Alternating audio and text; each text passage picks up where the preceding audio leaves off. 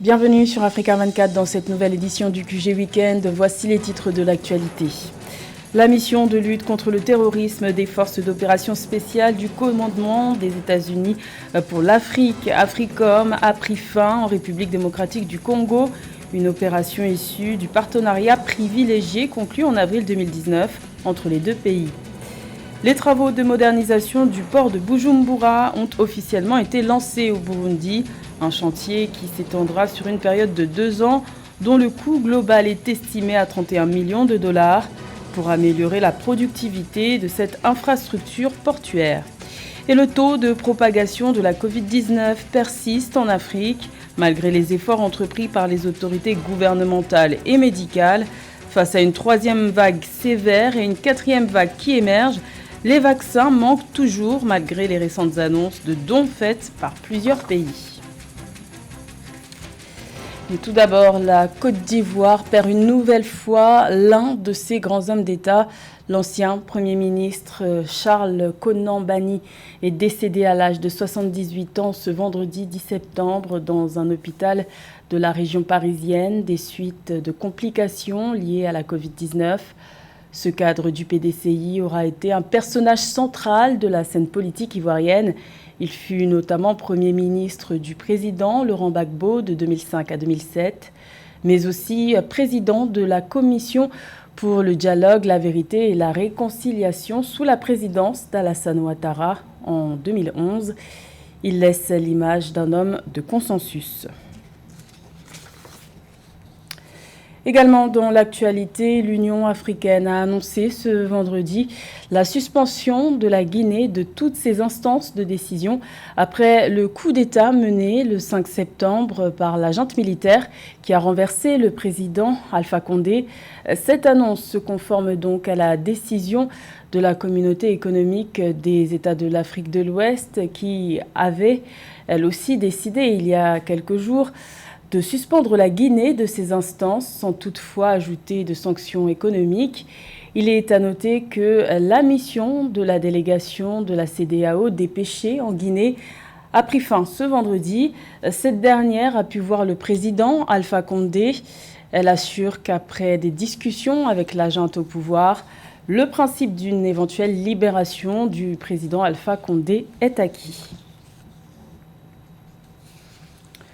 Aux Comores, le président Azali Assoumani renouvelle sa volonté de créer les conditions propices au climat d'apaisement dans le pays. Le chef de l'État comorien a adressé un courrier officiel aux acteurs politiques et à la société civile le 9 septembre. Une missive dans laquelle il invite l'opposition, la mouvance présidentielle et la société civile à prendre part au dialogue national qu'il souhaite initier. Une invitation à laquelle l'opposition semble peu réceptive.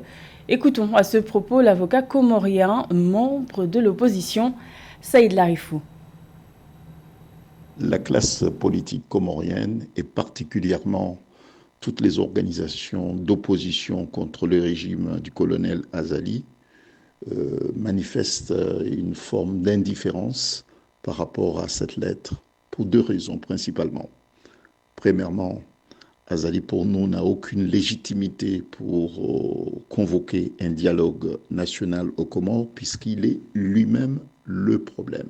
Et puis, deuxième point, c'est que cette situation de crise politique, institutionnelle, économique et sociale dans laquelle se trouve à nouveau notre pays, et puis les violences meurtrières, les violations répétées de droits fondamentaux, le mépris aux institutions démocratiques, la violation permanente de la Constitution est la cause de ces violences, de la crise institutionnelle, politique, sociale. Azali ne peut pas prôner un dialogue alors qu'il en fait de la violation de la Constitution son mode de gouvernance. Il fait de la répression, de la torture, des violences meurtrières, son mode de gouvernance. Il n'a pas changé, il continue. Il suffit de voir aujourd'hui sa lettre, il l'a envoyée hier, il l'a publiée hier. Aujourd'hui, on est vendredi. Moroni est assiégé partout, même dans les mosquées, aux abords des mosquées, de toutes les mosquées de Moroni. les mosquées sont quadrillées par des militaires. Donc, c'est une situation insurrectionnelle. Il ne peut pas, en dehors d'un environnement apaisé, un climat propice au dialogue, prôner le dialogue. Voilà, nous savons que sa préoccupation première, c'est de préparer le prochain et énième hold-up électoral en 2024. Bon, il estime avoir les forces de l'ordre avec lui, il estime pouvoir prendre encore le pays en otage, mais qu'il continue. Il n'a pas besoin de nous. La mission des forces d'opération spéciales du commandement des États-Unis pour l'Afrique, AFRICOM, a pris fin en République démocratique du Congo après plusieurs semaines d'évaluation. Le but de cette opération a été d'apporter un appui aux forces armées congolaises dans la lutte contre le terrorisme. Les explications de Joël Ballot. Fin de mission pour les forces d'opération spéciales du commandement des États-Unis pour l'Afrique en République démocratique du Congo. Les experts militaires américains en mission d'évaluation de plusieurs semaines venaient en appui à l'armée congolaise engagée contre le groupe islamiste Forces démocratiques alliées à Béni et en Ituri. Cette mission nous a permis de comprendre la capacité et la structure des forces armées congolaises et d'évaluer de quelle manière elles peuvent mieux exécuter le plan visant à poursuivre leur mission vitale de lutte contre le terrorisme. Promouvoir la paix et la stabilité est un élément clé du partenariat privilégié conclu par les États-Unis et la République démocratique du Congo, qui est particulièrement axé sur la fin des violences et des souffrances dans l'est de la République démocratique du Congo. La vingtaine d'experts américains a eu l'opportunité d'échanger avec les forces armées congolaises pour faire une analyse, les planifications des capacités des forces armées congolaises afin d'accentuer la lutte contre les terroristes installés dans l'est du pays. Cette mission a pu jauger le rôle des gardiens du parc de l'Institut congolais pour la conservation de la nature qui œuvre pour la lutte contre le trafic illicite des espèces sauvages qui sert à financer le terrorisme. Les Américains, avec leurs énormes moyens technologiques, apporteront aux Congolais des renseignements à même de leur permettre de traquer dans les forêts du Kivu les terroristes. Il faut compter aussi un apport en logistique, lequel, mis ensemble, logistique, compétences opérationnelles et tactiques ainsi que renseignements, permettront à l'armée congolaise d'être un peu plus efficace dans la lutte contre le terrorisme. Ce partenariat privilégié entre la République démocratique du Congo et les États-Unis, signé en 2019, souligne les défis et les opportunités communs auxquels ces deux pays sont confrontés. En rappel, depuis 2013, l'armée congolaise fait face aux attaques des forces démocratiques alliées qui ont fait plus de 6 000 morts. Désenclaver le Burundi à travers la rénovation du port de Bujumbura, c'est l'objectif du financement de 31 millions de dollars initié par le Japon en faveur du Burundi. La modernisation de cette infrastructure portuaire devrait permettre au Burundi de renforcer son économie. Le point avec Joël Ballot. 31 millions de dollars consentis pour désenclaver le Burundi à travers la modernisation du port de Bujumbura. Sous l'impulsion du chef de l'État burundais Evariste Ndayishimiye, cette opération, issue du partenariat avec le Japon, sera exécutée au cours des 2 prochaines années. Objectif, permettre au port de traiter la quantité élevée des biens et réduire les coûts de transport tout en contribuant à la croissance du Burundi et par ricochet de la sous-région.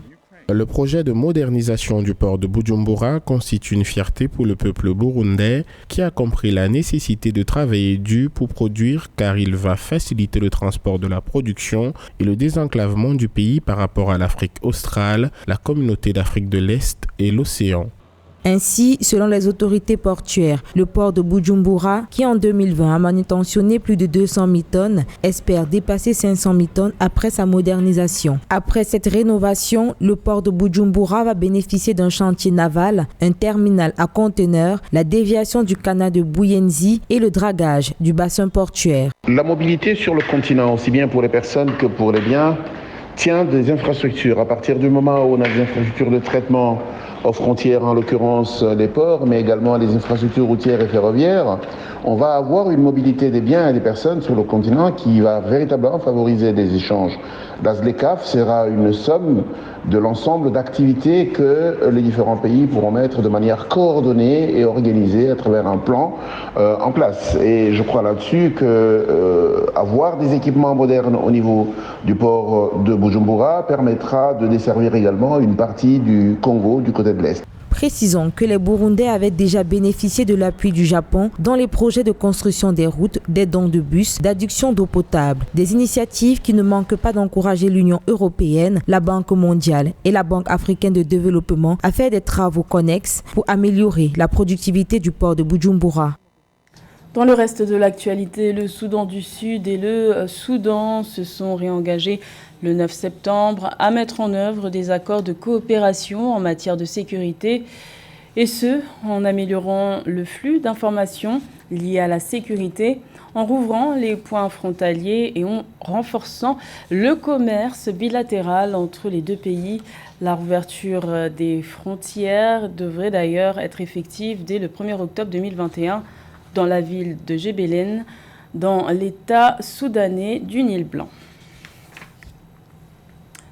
L'Afrique est confrontée à de fortes résurgences du virus de la Covid-19 selon les récents rapports du Centre africain de contrôle et de la prévention des maladies, Africa CDC.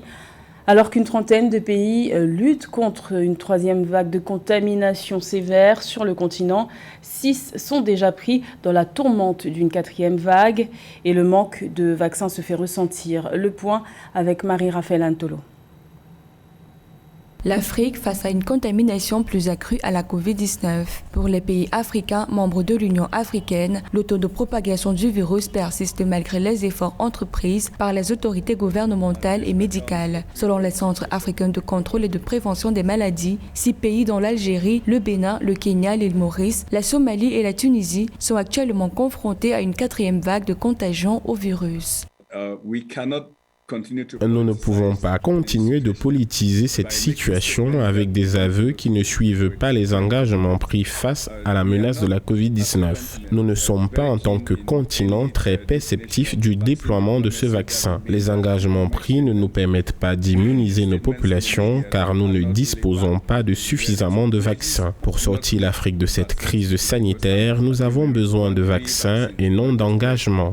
D'après le récent rapport du CDC Afrique, le taux de pourcentage des personnes vaccinées sur toute l'étendue du territoire africain est seulement de 3%. Toutefois, l'Afrique serait encore très loin de s'en être acquittée des doses de vaccins nécessaires pour vacciner 60% de sa population. Par ailleurs, pour aboutir à plus de vaccinations sur le continent, le directeur du CDC Afrique annonce la reprise des enquêtes sur les cas de contagion au virus dans tous les pays membres de l'institution.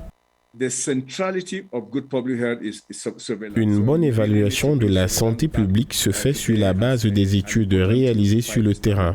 Nous aurons besoin de reprendre avec les activités de sondage qui sont un outil nécessaire dans la lutte contre cette pandémie. Pour traquer davantage de personnes atteintes du virus, nous ne nous contenterons plus seulement des tests pour évaluer les symptômes. Nous emploierons davantage le sondage au sein des communautés.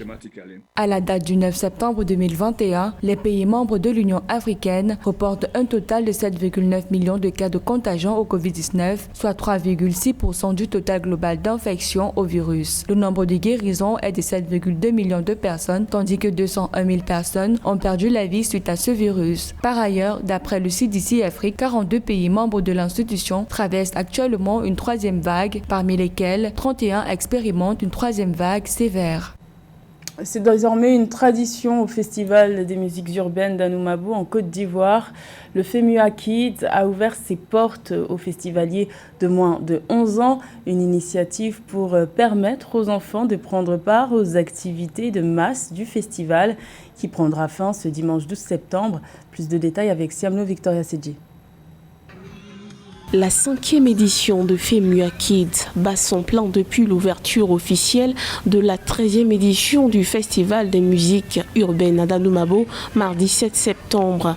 FEMUA Kids, c'est un FEMUA miniature non lucratif dédié aux moins de 11 ans avec un contenu s'insérant entre le ludique et le didactique. Un vaste espace de jeux multicolorés, mais aussi beaucoup d'apprentissage. C'est ce que promet le FEMUA Kids pour ses festivaliers on ne peut plus spéciaux. Ateliers de création, de cuisine, espaces de restauration ou de jeux, ballet, chant. Le FEMUA Kids séduit tout simplement de par son ampleur. Je suis venue m'amuser à FEMUA Kids. J'ai participé au jeu, on m'a maquillé et maintenant je viens dessiner. Un grand merci pour toutes les activités qu'ils ont faites. L'idée des organisateurs qui ont passé toute leur enfance dans ce quartier défavorisé d'Anoumabo, c'est d'offrir des divertissements sains, mais surtout de redonner espoir aux enfants des quartiers défavorisés qui l'avaient perdu. À cette occasion, plusieurs enfants, y compris ceux d'Anoumabo ainsi que ceux des orphelinats, apprennent plusieurs métiers. Les enfants de SOS d'Abobo, de Bingerville, de tous les différents sites et même les enfants d'Anoumabo cette année se déplacent pour venir sur le site, voilà, pour jouer et faire tous les ateliers que nous avons ici sur le site. On aura aussi la prestation des enfants qu'on appelle le FEMUA Kid, le FEMUA Roi et le FEMUA Reine et les enfants aussi qui vont faire le playback. Ils auront aussi des gadgets, tout le monde sera satisfait. Conformément au thème de cette édition, Alliance Afrique-Europe, paix et développement, des sous-thèmes seront définis pour le FEMUA Kids selon le commissariat général du festival afin d'instruire les enfants sur ces notions. Les enfants autochtones les plus heureux accueilleront jusqu'au 12 septembre leurs amis venus de divers horizons. Une immense fierté pour le groupe Magic System, initiateur du FEMUA et fils d'Anoumabo, qui vit ses rêves d'enfance à travers ce présent. C'était le journal de la rédaction. Merci de l'avoir suivi. L'information continue sur Africa 24.